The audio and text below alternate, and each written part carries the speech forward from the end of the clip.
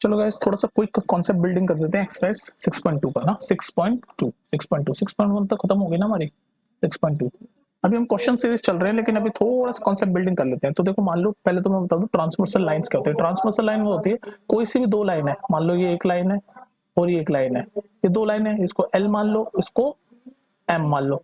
तो ये जो दो कोई भी ये दो लाइन है और अगर जो लाइन इन दोनों एक से ज्यादा लाइनों को इंटरसेक्ट करती है ना, इसको कहते हैं हम ट्रांसवर्सल लाइन। तो इसको मान लो मैं मान लो नाम पी दे देता हूँ। तो ये जो पी है ये ट्रांसवर्सल लाइन है। ट्रांसवर्सल लाइन मतलब ये स्पेलिंग होती है ट्रांसवर्सल की, ट्रांसवर्सल, ठीक है, ट्रांसवर्सल लाइन है। ये बस मैं आपको फॉर्मूला समझा रहा हूँ, तो कॉन्सेप्ट समझा रहा हूँ। तो ट्रांसवर्सल लाइन ये होती है। अब इस ट्रांसवर्सल लाइन का मतलब होता है जो एक से दो, एक या एक से ज्यादा लाइनों को इंटरसेक्ट करती है। तो इसने दो लाइनों को इंटरसेक्ट कर दिया तो ये ट्रांसवर्सल लाइन है। अब कुछ एंगल्स बनते हैं जब ट्रांसवर्सल लाइन दो लाइनों को काटती है। तो एंगल क्या क्या होते हैं वो देख लो। वैसे तो ये पहले आप पढ़ चुके हो लेकिन और देख लो, थोड़ा सा समझ लो कॉन्सेप्ट है। तो मैं नाम दे देता हूँ, ये मान लो एंगल 1 है, ये एंगल 2 है, एंगल 3 है, एंगल 4 है, ये 5 है, 6 है, 7 है, 8। ये कुछ एंगल बने। तो इन सब एंगलों का मतलब समझ लो, नाम समझ लो और कौन कौन क्या क्या होते हैं वो समझ लो। तो देखो अगर मान लो ये एंगल है एंगल 1 और 5, एंगल 1 एंड एंगल 5, ये दोनों पेयर बनेंगे, पेयर, एंगल 1 और एंगल 5, ये कॉरस्पॉन्डिंग एंगल होंगे, एंगल 1 एंड एंगल 5। एंगल 1 एक छोड़ के एंगल 5, फिर ऐसे सिमिलरली इसी साइड का पहले देखो एंगल 3 एक छोड़ के 7, एंगल 3 एंड एंगल 7, ये क्या है कॉरस्पॉन्डिंग एंगल्स। ऐसे एंगलों को क्या बोलते हैं कॉरस्पॉन्डिंग एंगल। अब इस साइड के भी देख लो, इस वाली साइड के, राइट हैंड साइड के एंगल 2 पेयर बना रहे हैं ना, एंगल 2 और एंगल 6, फिर एंगल 4 और एंगल 8, एंगल 4 एंड एंगल 8। तो ये इस तरह के एंगल को हम क्या बोलते हैं, नाम याद रखो, कॉरस्पॉन्डिंग एंगल्स। ठीक है, तो ये पहला टाइप का एंगल पता चल गया आपको, क्या कॉरस्पॉन्डिंग एंगल। कैसे एंगल, ये दो लाइनों को भी जब ट्रांसवर्सल लाइन पी ने काटा तो ये कुछ एंगल बने। तो कॉरस्पॉन्डिंग एंगल वो होते हैं, पहले एक साइड का देख लो, एंगल 1 और एंगल 5 पेयर बनते हैं, कॉरस्पॉन्डिंग एंगल के पेयर। तो एंगल 1 और एंगल 5, एंगल 3 और एंगल 7, एंगल 2 और एंगल 6, एंगल 4 और एंगल 8। अब नेक्स्ट मैं आपको बताता हूँ कि इंटीरियर और एक्सटीरियर एंगल क्या होता है। ठीक है, वो देख लो जल्दी से। अब देख लो इंटीरियर और एक्सटीरियर एंगल। तो पहले एक्सटीरियर एंगल मैं आपको बताता हूँ क्या होता है exterior angles. Exterior angles, exterior जैसे नाम ही पता चला मतलब जो बाहर की तरफ है। तो ये बाहर की तरफ ये वाले ना, ये लाइन है बाहर की तरफ, ये वाले 1 और 2। तो एंगल 1 एंड एंगल 2 ये एक्सटीरियर एंगल होंगे, समझ गए, ऐसे बाहर की तरफ। अब आ जाओ interior angle. Interior angle, interior angle मतलब ये जो अंदर की तरफ वाले है ना, अंदर की तरफ वाले। एक्सटीरियर एंगल समझ गए, 1 2 और ये कौन से 7 8। इसको मैं लिखना भूल गया, 1 2 ये भी बाहर की तरफ है, देख रहे हो ना इसके साइज में बाहर की तरफ जा रहा है। ऐसे 7 8, 7 एंड 8 ये है सब एक्सटीरियर एंगल। अब इंटीरियर एंगल देख लो, इंटीरियर एंगल मतलब जो अंदर की तरफ वाले, ये अंदर की तरफ है ना, 3 4, angle 3 and angle 4, angle 5 and angle 6, angle 5 and angle 6। तो ये हो गया इंटीरियर एंगल और एक्सटीरियर एंगल का मतलब आपको समझ। तो एंगल 3 4 5 6 ये इंटीरियर एंगल है सारे, मतलब ये अंदर की तरफ वाले सारे इंटीरियर है। ये 3 4 5 6 ये सारे इंटीरियर एंगल, और ये बाहर की तरफ वाले 1 2 7 8 ये एक्सटीरियर एंगल है। ठीक है, अब नेक्स्ट मैं आपको बताता हूँ अल्टरनेटिव इंटीरियर एंगल क्या होता है। अब देखो अल्टरनेटिव इंटीरियर एंगल, तो अभी हमने देखा इंटीरियर एंगल ये वाले होते हैं सारे 3 4 5 6। तो इसमें पूछा है ये अल्टरनेटिव इंटीरियर क्या है। तो अल्टरनेटिव देखो यहाँ से शुरू करें हम 3, तो 5 छोड़ दो 6, अल्टरनेटिव चल रहा है ना, एक छोड़ के एक, तो 3 5 छोड़ा 6, तो एंगल 3 एंड 6 ये अल्टरनेटिव एंगल है, इंटीरियर एंगल है।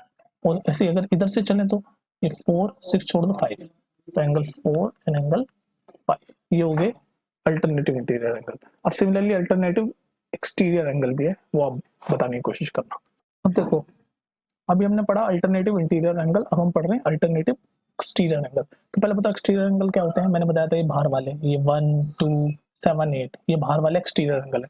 तो इसका अल्टरनेटिव देखो, तो पहले यहाँ से चलूँ मैं 1, तो अब ये वाला बाहर वाला छोड़ दो 7, अल्टरनेटिव है ना, 7 छोड़ दो 8, तो angle 1 and angle 8 exterior angle का अल्टरनेटिव। सिमिलरली अगर यहाँ से चले तो 2, फिर ये वाला एक्सटीरियर छोड़ दो 7, तो 2 एंड 7 ये है अल्टरनेटिव एक्सटीरियर एंगल। अगर किसी बच्चे को इसमें कंफ्यूजन हो रही है तो दोबारा वीडियो देख सकते हो। ठीक है, तो ये हो गया alternative exterior angle. Interior angle बता दिया, एक्सटीरियर एंगल बता दिया। अल्टरनेटिव इंटीरियर एक्सटीरियर कॉरस्पॉन्डिंग सब बता दिया। अब एक दो चीजें और बता देता हूँ आपको। अब देखिए एक और कॉन्सेप्ट देखो, पहले मैंने आपको बताया कॉरस्पॉन्डिंग एंगल क्या होता है। कॉरस्पॉन्डिंग एंगल का पेयर बताए थे ना, 1 और 5, एक एक छोड़ के 1 एंड 5, अगर इधर से चले तो 3 एंड 7, एंगल 3 एंड 7, इधर से चले तो 2 एंड 6, 2 एंड 6, 4 एंड 8, 4 एंड 8, ये क्या होते थे मैंने बताया था ना आपको फर्स्ट पार्ट में, फर्स्ट कॉन्सेप्ट में, कि कॉरस्पॉन्डिंग एंगल होते हैं। ठीक है, अब कॉरस्पॉन्डिंग एंगल में ना एक चीज होती है, ये जैसे ये दोनों लाइन है, ये दोनों लाइन दिख रही है आपको, ये दोनों लाइन आपस में पैरेलल नहीं है। अगर ये दोनों लाइन आपस में पैरेलल हो, मतलब जो ट्रांसवर्सल लाइन है, जैसे यहाँ पर ये ट्रांसवर्सल लाइन P है, ये ट्रांसवर्सल लाइन अगर दो पैरेलल लाइनों को इंटरसेक्ट करे, यहाँ पर तो नॉन पैरेलल लाइन को इंटरसेक्ट किया, लेकिन अगर मान लो पैरेलल लाइन को इंटरसेक्ट किया होता, फॉर एग्जांपल मैं पैरेलल लाइंस बना के और ट्रांसवर्सल लाइन बना के दिखाता हूँ आपको जल्दी से। ठीक है, तो यहाँ तक बात समझ आ गई। अब बस इसमें एक चेंज कर दिया, देखो जैसे मैंने पैरेलल लाइन बना दी, तो ये जो ट्रांसवर्सल P है, ये दो पैरेलल लाइन L और M को काट रहा है। ठीक है, तो ये कॉरस्पॉन्डिंग एंगल है। तो जब लाइन दोनों पैरेलल होती है जिनको ट्रांसवर्सल काटती है, तो ये होता है कि जो कॉरस्पॉन्डिंग एंगल के जो पेयर है ना, वो आपस में इक्वल भी होते हैं, इक्वल होते हैं, मतलब 1 इज इक्वल टू, मैं लिख ही देता हूँ ना आपको, ये मिटा के लिख देता हूँ, पूरा बता देता हूँ।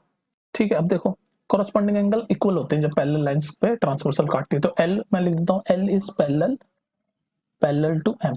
इस कंडीशन में जो कॉरस्पॉन्डिंग एंगल यानी 1 और 5, तो ये दोनों इक्वल होंगे, और 3 और 7 ये दोनों भी इक्वल होंगे, 2 और 6 ये दोनों भी इक्वल होंगे, मतलब कॉरस्पॉन्डिंग एंगल के जो पेयर है वो इक्वल होंगे।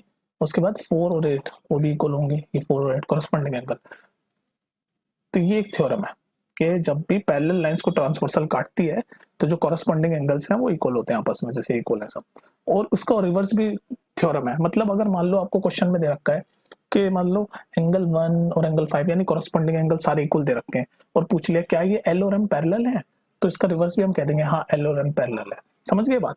मतलब अगर एंगल दे रखे हो क्वेश्चन में कि angle 1 is equal to 5, angle 3, मतलब सारे कॉरस्पॉन्डिंग एंगल इक्वल दिखा रखे हो, और पूछ ले कि क्या एंगल ये लाइन L और लाइन M ये पैरेलल है, तो आप कह सकते हो यस पैरेलल है। ठीक है, ये एक दो थ्योरम हो गई, एक तो मतलब वाइस वर्सा कर दी, रिवर्स कर दी। ठीक है, अब एक और चीज समझो इसमें, अगर पैरेलल लाइंस जो होती है, तो जो मैं समझाता हूँ आपको। हाँ जी, थ्योरम 2 क्या कहती है? थ्योरम 2 ये कहती है कि अगर ये ट्रांसवर्सल लाइन जो P है, ये दो पैरेलल लाइनों को काटती है, जैसे हमने लिखा हुआ है L और M मान लो पैरेलल है, तो क्या होता है जो अल्टरनेटिव इंटीरियर एंगल है ना, वो भी इक्वल होते हैं। पहले तो बताओ अल्टरनेटिव इंटीरियर एंगल क्या होते हैं, 3 और 6, तो यानी ये भी इक्वल होंगे 3 और 6, और दूसरा क्या है 4 और 5, 4 इज इक्वल टू 5, तो ये अल्टरनेटिव इंटीरियर एंगल है, ये भी इक्वल हो गए। कब इक्वल हो गए? जब ये दोनों दो पैरेलल लाइनों को जब ट्रांसवर्सल P काटती है, तब उसके अल्टरनेटिव इंटीरियर एंगल भी अल्टरनेटिव इंटीरियर एंगल इक्वल होते हैं। ठीक है, ये होगी बात समझ में। अब एक और चीज समझो, अच्छा हाँ, इसका रिवर्स भी, जैसे कॉरस्पॉन्डिंग एंगल का रिवर्स भी अप्लाई था ना, नेक्स्ट थ्योरम माना जाता था। जैसे मान लो अगर क्वेश्चन में आपको दे रखा हो कि angle 3 is equal to angle 6, angle 4 is equal to angle 5, और पूछ ले क्या ये लाइन L और M आपस में पैरेलल है, तो इसका उल्टा भी हम कह सकते हैं हाँ। अगर ये एंगल दे रखा हो तो ये बोल देंगे हम कि L और M पैरेलल है, और अगर ये बता रखा हो कि L और M पैरेलल है, तो हम ये बोल देते हैं कि जो अल्टरनेटिव एंगल है इंटीरियर एंगल वो आपस में इक्वल होते हैं। ठीक है, एक और चीज समझो। ओके, एक और कॉन्सेप्ट समझ लो जो कि लास्ट कॉन्सेप्ट है आपका 6.2 का। तो ये दोनों लाइन अगर पैरेलल है, तो जो अल्टरनेटिव इंटीरियर एंगल है ना, एक ही साइड वाले के, उनका जो सम होता है वो सप्लीमेंट्री होता है। सप्लीमेंट्री मतलब ये भी जान लो, सप्लीमेंट्री का मतलब होता है, सप्लीमेंट्री एंगल्स का मतलब होता है जिनका सम 180 डिग्री होता है, सप्लीमेंट्री बोलते हैं। और एक और चीज जान लो, चलो यहाँ पर जान ही रहे हो तो, और कॉम्प्लीमेंट्री एंगल वो होता है जिनका सम 90 डिग्री होता है। ठीक है, ये चीज आपको पता होनी चाहिए, मैं बता दूं। ठीक है, तो अब ये जो मैं नेक्स्ट थ्योरम आपको बता रहा था, उसको चलो पहले सप्लीमेंट्री और कॉम्प्लीमेंट्री का डिफरेंस आपको पता चल गया। सप्लीमेंट्री मतलब जिनका सम 180, कॉम्प्लीमेंट्री मतलब जिनका सम 90 डिग्री। अच्छा जी, अब ये नेक्स्ट थ्योरम ये कहती है आपकी, नेक्स्ट थ्योरम आपकी ये कहती है कि अगर ये दोनों लाइन पैरेलल है, जैसे मैंने कंडीशन दे रखी है कि L और M आपस में पैरेलल है, तो जो इंटीरियर एंगल है एक साइड वाले, मतलब ये लेफ्ट साइड वाले, ये ना लेफ्ट साइड वाले, तो 3 और 5 इंटीरियर एंगल, इनका सम 180 होगा, यानी इनका सम सप्लीमेंट्री होगा, यानी एंगल 3 प्लस एंगल 5 180 डिग्री होगा, मतलब एक एक साइड वालों का पेयर। सिमिलरली ये अब राइट हैंड साइड वालों का पेयर इंटीरियर एंगल कौन से होते हैं, 4 और 6, तो एंगल 4 प्लस एंगल 6 का सम भी 180 डिग्री होता है। तो ये भी एक थ्योरम है। अच्छा, इसमें मैंने एक ही वीडियो में बड़े सारे कॉन्सेप्ट आपको बताए, तो हो सकता है थोड़ा सा मतलब लगे हैवी लगे ये वीडियो, तो मैं रिकमेंड करूंगा 2-3 बार देखो इस वीडियो को। तो इसी के साथ आपके सारे 6.2 के कॉन्सेप्ट खत्म होते हैं। अब हम चलते हैं डायरेक्ट क्वेश्चंस पे, क्वेश्चन, क्योंकि nothing can improve you more than the questions. तो हम सीधे चलते हैं क्वेश्चंस पे, ठीक है। इसको 2-3 बार देख लेना वीडियो, एक बारी में समझ नहीं आएगी। चलो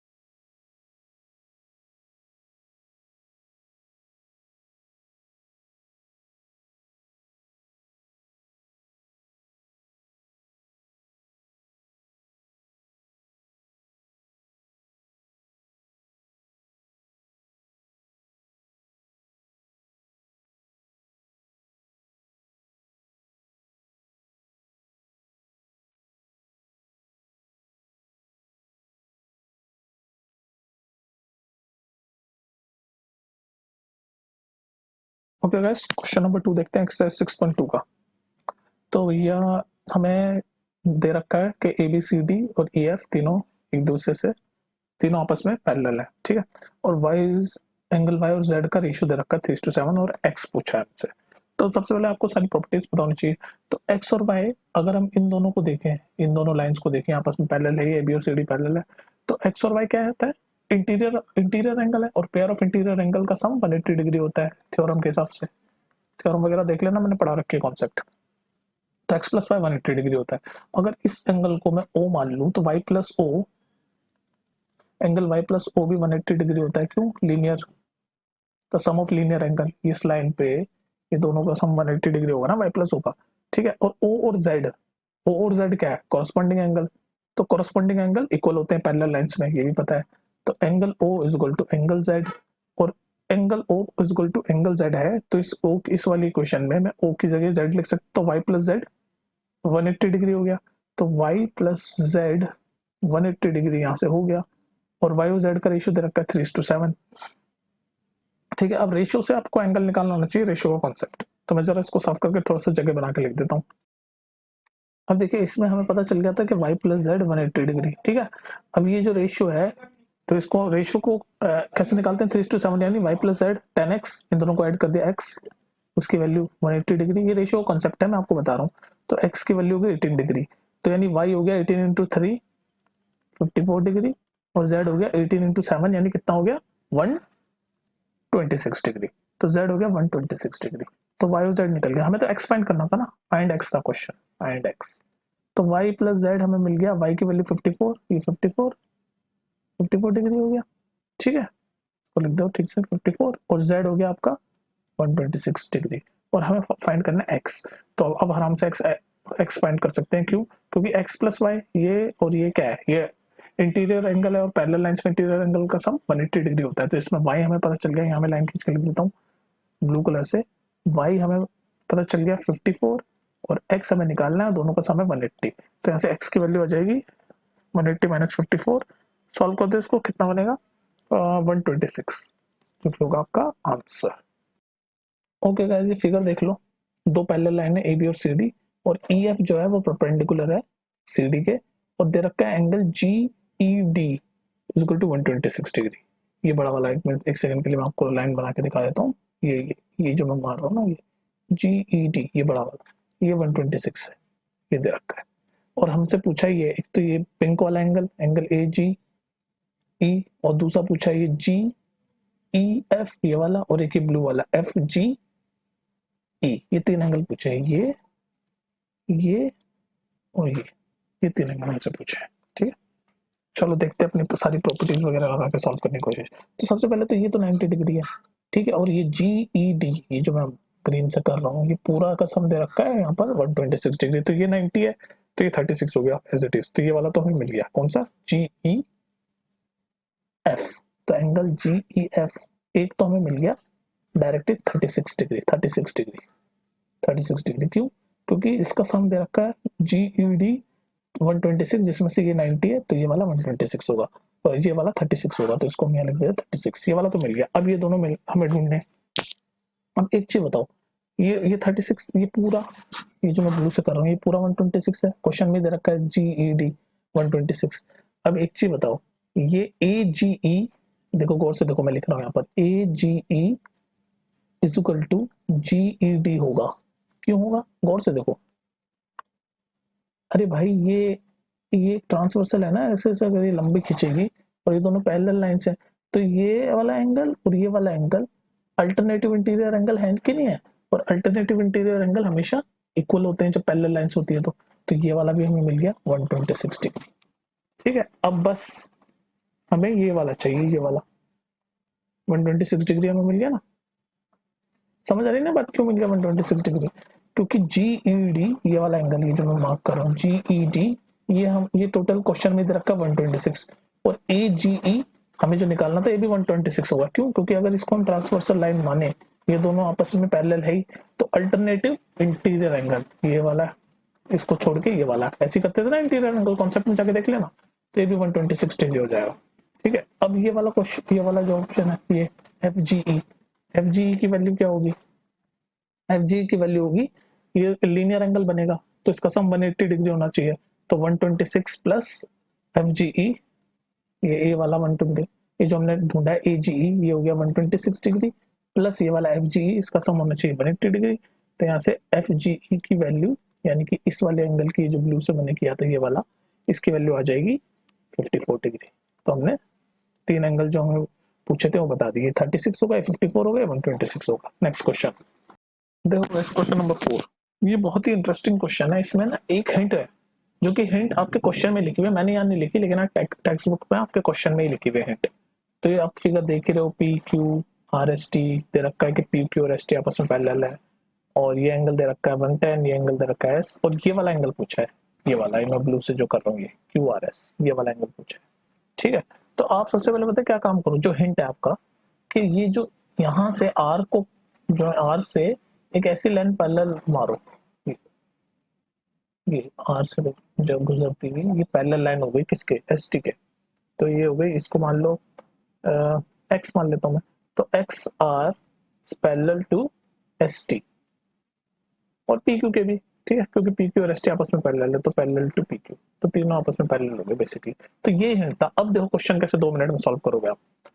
अब देखो ये ट्रांसवर्सल हो गई, दिख रही हो, ये PQ और ये XR जो लाइन है इसके ये दोनों पैरेलल हैं ही, और ये ट्रांसवर्सल हो गए। और हमें पता है ट्रांसवर्सल लाइन के एक तरफ जो एंगल होते हैं उनका सम 180 डिग्री होता है। किसे? इंटीरियर एंगल का सम 180 डिग्री होता है। तो ये वाला 110 है, तो सिंपल ये कितना हो गया? 70। ठीक है, सिमिलरली ये वाला 130 है ST और ये XR वाली लाइन में, तो अल्टरनेटिव इंटीरियर एंगल, वो इंटीरियर एंगल का सम एक साइड वालों का 180 डिग्री होता है। तो ये 30 है, तो ये कितना होगा? ये 50 होगा। और ये जो लाइन है पूरी, इसका पूरा का सम, लीनियर एंगल्स का सम 180 डिग्री होता है। तो ये 70 है, 50 है, कितना होगा? 70 प्लस 50 120। तो ये वाला एज इट इज 60 डिग्री हो जाएगा, और ये पूछा था आंसर क्वेश्चन में, तो इसका एंगल होगा 60 डिग्री, क्योंकि ये 60 होगा तभी तो ये टोटल 180 हो पाएगा। तो ये 70 है, 50 है, 60 है, आंसर हो गया 60। दोबारा सुन लेना अगर समझ में आ रहा हो तो। चलो गाइस, क्वेश्चन नंबर 5 देखते हैं, एक्सरसाइज 6.2 का। ये डायग्राम आप देख ही रहे हो, ये दो लाइन आपस में पैरेलल है, गिवन दे रखा है AB is parallel to CD, और ये कुछ एंगल दे रखे हैं, APB 50 डिग्री, ये PRD 127 डिग्री, और हमें फाइंड करना है x + y। सिंपल, अगर आपको कॉन्सेप्ट पता हो, जो कि कॉन्सेप्ट की वीडियो में जाके आप देख सकते हो, कि ये जो एंगल है ये 50, ये देखो ये दोनों लाइन पैरेलल है, और मैं ये जो बनाऊं ये ट्रांसवर्सल है, ये ट्रांसवर्सल है ना, और ट्रांसवर्सल में अल्टरनेटिव इंटीरियर एंगल इक्वल होते हैं। तो ये 50 है तो ये भी 50 हो गया, पहला तो हमें मिल गया। तो x = 50 डिग्री। क्यों? Alternative interior angle property, alternative interior angle हमेशा इक्वल होते हैं। तो ये 50 है तो ये भी 50 हो गया। सिमिलरली अल्टरनेटिव इंटीरियर एंगल से ये y, ये वाला r जो है 127 है, तो ये पूरा कौन सा पूरा? ये जो मैं ऑरेंज से कर रहा हूँ, ये पूरा भी 127 डिग्री होगा, ये पूरा अल्टरनेटिव इंटीरियर एंगल। ये देखो ना, अगर ये वाला, ये जो मैं ऑरेंज कर रहा हूँ ये ट्रांसवर्सल है, तो ये वाला एंगल और ये वाला एंगल ही तो इक्वल होते हैं, अल्टरनेटिव इंटीरियर एंगल। तो ये 127 है, ये पूरा भी 127 होगा, लेकिन हमें सिर्फ ये y चाहिए, तो पूरा 127 है, तो y + 50 is equal to 127 degree. तो यहाँ से y की वैल्यू हो जाएगी 127 degree minus 50 is equal to 77 degree. तो हमें x भी मिल गया और y भी मिल गया और आंसर सॉल्व हो गया। ओके गाइस, ये क्वेश्चन थोड़ा देख लो, लास्ट क्वेश्चन है एक्सरसाइज 6.2 का, घुमा फिरा के दे रखा है कंफ्यूज करने के लिए। कॉन्सेप्ट अपने वही लग रहे हैं सारे जो मैंने कॉन्सेप्ट बिल्डिंग में पढ़ा है। तो देखो ये दो मिरर है, पी क्यू, ये मिरर का साइन होता है ना, ऐसे ये जो लाइनें खींची हुई है, ये दो मिरर है पी क्यू और आर एस। मैं क्वेश्चन समझा रहा हूँ आपको पहले, ठीक है। तो इसमें क्या क्या, एक रे गई, लाइट की रे ऐसे ए बी गई, उसका रिफ्लेक्ट होके यहाँ दूसरे वाले मिरर पे गई, सी पे टच हुई, फिर रिफ्लेक्ट होके डी पे चली गई, ठीक है। अब हमें प्रूव करना है, क्या प्रूव करना है मैं ये बताऊँ। हमें प्रूव करना है कि जो ए बी और सी डी है ना वो आपस में पैरेलल है। ये ए बी और ये C D, A B is parallel to C D, ये प्रूव करना है हमें बेसिकली। ये वाली लाइन ए बी और ये वाली लाइन सी डी आपस में पैरेलल है। अब देखो कैसे प्रूव करेंगे इसको। तो सबसे पहला काम आप पता क्या करो, सबसे पहला काम यहाँ पर है ना एक ऐसे परपेंडिकुलर डालो, जिसका नाम लिख दो आप यहाँ से बी। ये बी परपेंडिकुलर डालो किसके, पी पी क्यू के, तो B E perpendicular to P Q, ये ड्रॉ कर दो पहले, ठीक है। ड्रॉ कर दिया हमने B perpendicular P Q. Similarly यहाँ पर भी एक परपेंडिकुलर डाल करो सी एफ, जो कि परपेंडिकुलर होगी आर एस के, तो सी एफ परपेंडिकुलर टू ये नीचे वाले मिरर आर एस। ये काम कर दिया हमने। अब इसको एंगल दे दो, ये एंगल 1 मान लो, ये एंगल 2 मान लो, ये एंगल 3 मान लो और ये एंगल 4 मान लो, ठीक है। अब हमें फिजिक्स में हमने पढ़ा है कि angle of incidence is equal to angle of reflection होता है। ये मिरर का केस चल रहा है इसलिए फिजिक्स लगेगी थोड़ी सी। तो एंगल ऑफ इंसिडेंस ये जो जा रहा है ए बी, और एंगल ऑफ रिफ्लेक्शन ये वाला बी सी। तो angle 1 is equal to angle 2 हो जाएगा उसी कॉन्सेप्ट से। Angle of incidence is equal to angle of reflection, समझ लो ना इस वाले कॉन्सेप्ट से। ये फिजिक्स का कॉन्सेप्ट है, थोड़ा सा कंफ्यूज कर रखा है, अच्छा क्वेश्चन है पर। सिमिलरली इस वाले केस में भी होगा एंगल ऑफ इंसिडेंस एंगल 3 और एंगल ऑफ रिफ्लेक्शन ये एंगल 4, ये भी इक्वल है। तो एंगल 3 और एंगल 4 ये भी आपस में इक्वल है। तो ये तो पहले आपको पता होना चाहिए, ठीक है। ये एक नंबर 1 चीज। अब हम अपने कॉन्सेप्ट लगाते हैं जो हमने सीखे हैं। अब एक बात करो, हमें प्रूव करना है ए बी और सी डी आपस में पैरेलल है, यानी ये वाली लाइन और ये वाली लाइन। तो अगर हम ये प्रूव कर दें कि अल्टरनेटिव इंटीरियर एंगल्स इक्वल हैं, तो हम कह सकते हैं कि दोनों लाइन पैरेलल है। तो अल्टरनेटिव इंटीरियर एंगल कौन से होते हैं, ये वाला यानी एंगल 1। मान लो ये दोनों पैरेलल लाइन हमें प्रूव करनी है ना, जो ब्लू से कर रहा हूँ ये दोनों पैरेलल लाइन, ये दोनों लाइन हमें पैरेलल प्रूव करनी है। तो इन ये ट्रांसवर्सल है, ये बी सी ट्रांसवर्सल को दूसरे कलर से करता हूँ। मान लो ये ऑरेंज से जो कर रहा हूँ, विजुलाइज करो, ये ट्रांसवर्सल है, ये पैरेलल लाइन है और ये ट्रांसवर्सल है। तो हमें अगर एंगल ऑफ क्या नाम है, हम एक चीज देख सकते हैं कि अगर हम ये वाली जो हमने लाइन खींची बी, पहले इसको भूल जाओ आप, ए बी सी डी को। अभी हम जो है परपेंडिकुलर लिया ना बी ई और सी एफ, ये जो डॉट डॉट ग्रीन से लिए, इसमें एंगल 2 और एंगल 3 ये आपस में इक्वल होंगे। Angle 2 is equal to angle 3, ये दोनों भी आपस में पैरेलल हो जाएगी। तो B E is parallel to C F, ठीक है। जब एंगल 2 और एंगल 3 आपस में इक्वल हो गए, क्यों इक्वल हो गए, अल्टरनेटिव इंटीरियर एंगल, ये दोनों लाइन ऑरेंज वाली आपस में पैरेलल है, तो अल्टरनेटिव इंटीरियर एंगल इक्वल होते हैं। तो एंगल 2 और एंगल 3 इक्वल हो गए, तो हमने यहाँ प्रूव कर रखा था कि एंगल 2 एंगल 1 के बराबर है और एंगल 3 एंगल 4 के बराबर है, यानी कि एंगल 1 और एंगल 4 भी इक्वल हो गए। तो यानी कि पूरा एंगल इक्वल हो गया, यानी कि ये पूरा एंगल इक्वल हो गया। कौन सा, ये पूरा ए बी सी, ये जो मैं कर रहा हूँ ये बड़ा वाला, ये पूरा ए बी सी इक्वल हो गया। सिमिलरली ये वाला भी, ये पूरा इक्वल हो गया। तो जब ये दोनों इक्वल हो गए, तो ये बड़ी वाली जो हमें प्रूव करनी थी ए बी और सी डी, ये भी पैरेलल हो गए, क्योंकि अल्टरनेटिव इंटीरियर एंगल तभी इक्वल होते हैं जब लाइन पैरेलल होती है।